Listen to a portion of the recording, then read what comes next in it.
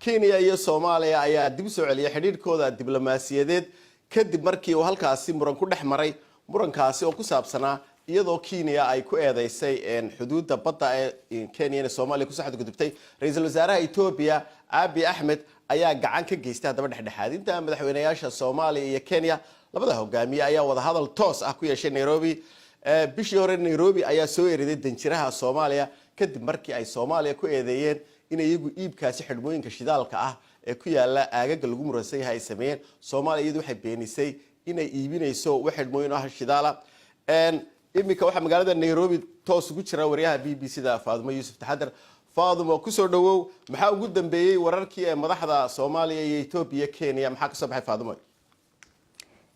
bidan horta kulankan ay madaxweynaha Soomaaliya iyo madaxweynaha Kenya ay ka wada hadleen ma aha mid cad mana jiro wax war-saxaafadeed oo ka soo baxay labada dhinac Kenya iyo Soomaaliya balse afhayeenka madaxweynaha Soomaaliya Cabdinuur Maxamed ayaa wuxuu bartiisa Facebook uu soo dhigay in ay Kenya iyo Soomaaliya ay ka wada hadleen khilaafkii u dhaxeeyay kaas oo lagu dhameeyay qaab diblomaasiyadeed sidoo kale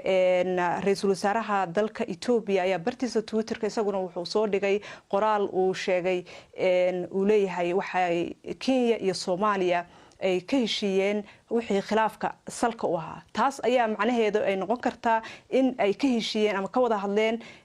arrimaha muranka la xiriira badda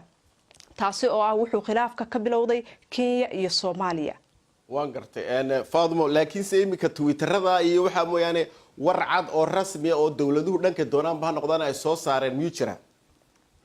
ma jiro labada dawladood Kenya iyo Soomaaliya wax wara arintaasi kulankii ay saaka ku yeesheen magaalada Nairobi madaxweynaha Soomaaliya Maxamed Cabdilaahi Farmaajo iyo sidoo kale madaxweynaha Kenya Uhuru Kenyatta wax war-saxaafadeed iyo wax arintaasi falcelina ay ka soo saareen haba yaraatee ma jirto marka laga yimaado warka uu afhayeenka madaxweynaha Soomaaliya Cabdinuur uu ku qoray bartiisa Facebook iyo sidoo kale Abiy Ahmed oo isagana bartiisa Twitter-ka hadalkaasi ku soo qoray leeyahay khilaafkii salka u ahaa ayay Kenya iyo Soomaaliya ay ka wada hadleen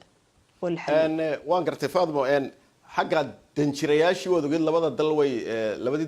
danjirihii waa tii la kala yariyay ay kala baxeen xagga iyada safiirada wax iyada ka soo baxo gaari ma jira way afayeenka madaxtooyadu waa kan ku soo qoray Twitter-ka leh diblomaasiyadii waa laga heshiiyey taama waa arki karayna in safiiradii la isweydaarsanay soo noqonayaan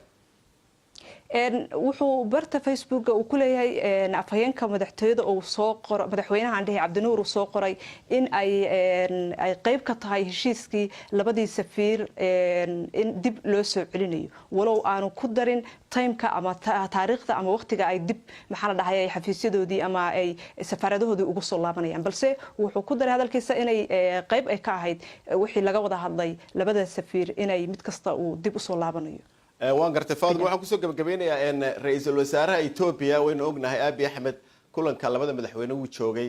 labada ra'iisul wasaaraha Ethiopia iyo madaxweynaha Soomaaliya oo wada safreen doorkiisu door intee leeg buu ahaa isaga maxaynu ka sheegi karaynaa